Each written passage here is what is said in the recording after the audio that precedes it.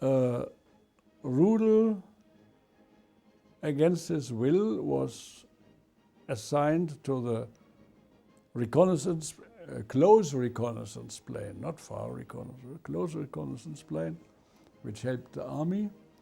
But on his will and wish was transferred to the dive bombers, and he came to us after we had flown towards Britain, and so there was factually nothing.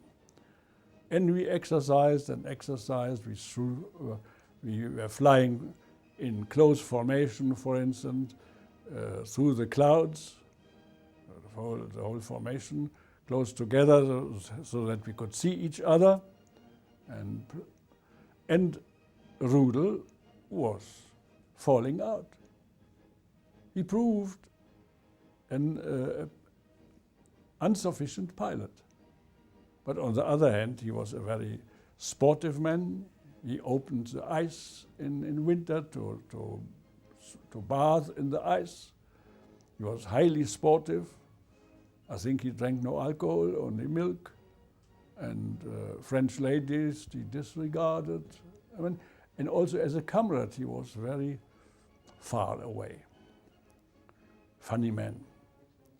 And then, because of his flying insufficiency, he was sent to a stuka school in Germany to retrain him, or to see if he was fit at all, to retrain him. And it lasted a long time. And while we were already flying against Crete from a southern Peloponnesus airport, there he suddenly reported to our commander. And there I hear the fatal words of our commander, who seldomly made a mistake, but there he made a mistake and said, "Rudel, with me you get no plane." There he stood.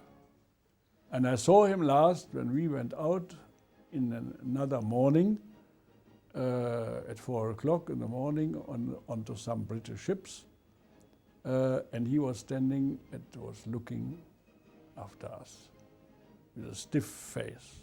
And then it didn't last long, and the Russian campaign had begun, and we suddenly heard the name of Rudel. And we said, "Our Rudel? No, that he cannot be." He was it.